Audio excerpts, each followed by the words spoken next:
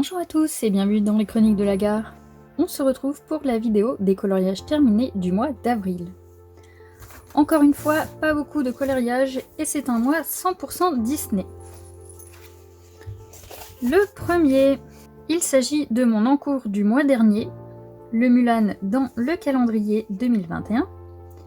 Je l'ai fait au poly, luminance et prisma pour avoir toutes les teintes que je voulais. Neocolor 2 pour le fond. Vous avez le speed coloring sur la chaîne. Pour ce colo, ça va dans l'ensemble, même s'il y a encore plein de traces sur le fond. Le papier est vraiment pas terrible pour tout ce qui est matériel aquarellable. Je fais à peu près toujours mes fonds au Neocolor 2 et là franchement il y a des traces partout.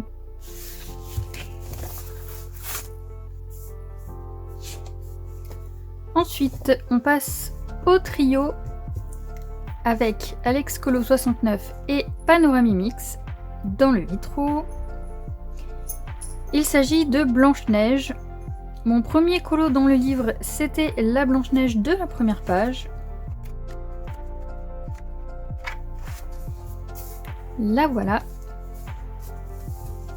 Comme d'habitude, j'ai voulu respecter les couleurs du dessin animé, donc le sol et le mur sont les mêmes que dans la scène, et pour le cadre du colo, j'ai essayé de reproduire le cadre de la fenêtre. Je l'ai réalisé au tombeau que j'ai eu au début du mois par mon chéri. Il y a certaines couleurs qui s'aquarellent ultra bien comme le jaune là, et d'autres pas du tout comme le rouge ici et le bleu foncé qui est là. Donc j'ai mis du feutre sur une palette et je l'ai récupéré au pinceau pour rattraper. Par contre, le cadre, que ce soit l'intérieur ou l'extérieur, j'ai pas utilisé le même feutre et c'était une cata. Du coup, j'ai pris le crayon blanc aquarellable et j'ai essayé de retravailler un petit peu les dégradés. C'est pas trop mal, ça va, mais ça donne pas le rendu que j'arrive à avoir avec les crayons. Et pour les décos qu'il y a tout autour avec les petits animaux là, je l'ai fini au crayon aquarellable pour que le résultat soit plus clair et que ça prenne pas toute la place quand on regarde le colo. Je voulais vraiment que les deux personnages ce soit l'élément principal et ça pour moi ça fait partie du cadre, donc je voulais que ça reste discret. Je vous invite à aller voir ce défi, ils sont vraiment superbes. Et enfin le dernier.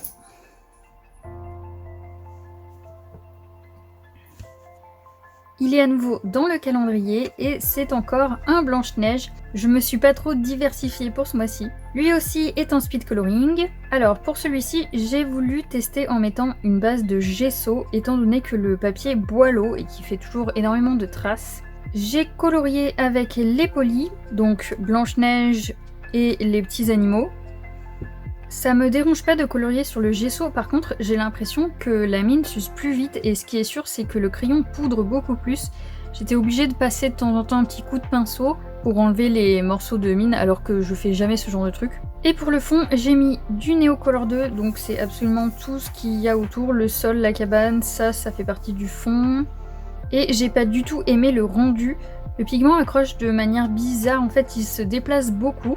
Ça fait des gros paquets de couleurs, par exemple par là on peut voir que ça fait des paquets de couleurs, je sais pas comment dire autrement. J'ai donc tout retravaillé au crayon, mais je l'ai fait hors caméra parce que ça m'a pris une soirée, donc je dirais environ 3 heures de plus, et en filmant j'aurais galéré à cause de la position dans laquelle je suis obligée de colorier, et ça m'aurait pris sûrement 4 heures, donc après je finis jamais le montage, hein. Donc avec le crayon par-dessus, je trouve que c'est mieux, mais de toute façon, vous verrez en regardant le speed coloring, on voit ce que ça donnait avec juste le gesso, et vraiment, j'aime pas le rendu. Donc je sais toujours pas ce que je vais faire pour ce calendrier. Celui du mois prochain, c'est Bambi, et je me dis pourquoi pas le faire à l'acrylique. Faire une couche de gesso, du coup, et le faire à l'acrylique. Mais j'ai pas beaucoup de couleurs, donc faudrait que je vois si je trouve un set d'acrylique quelque part, mais j'ai pas trop de magasins d'art à côté de chez moi, et si je le commande, ça va mettre trop de temps à arriver. Ou alors je fais tout au crayon, mais ça va être vraiment très très long. Je sais pas, je verrai sur le moment quand je m'y mettrai. Je vais vous montrer mon encours, donc c'est toujours du Disney. C'est ce qui est le plus rapide pour moi à faire vu que j'ai pas à chercher les couleurs.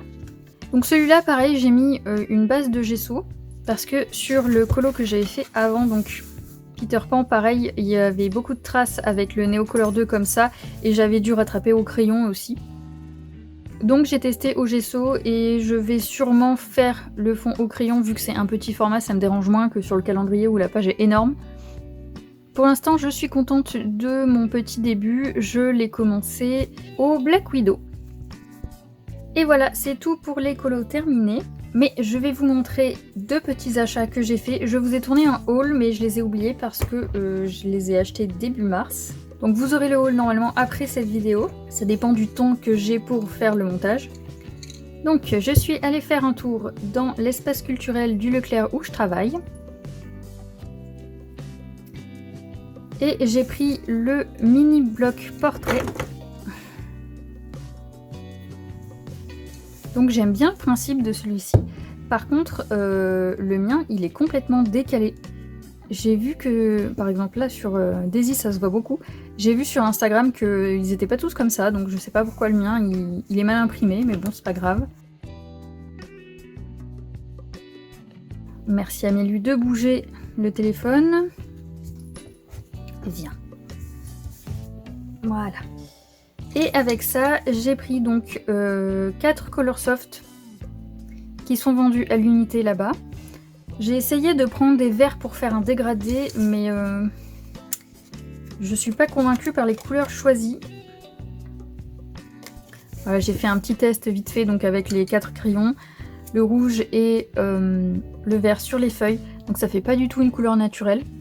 Je verrai en repassant du feutre à alcool si je peux rattraper un petit peu ça.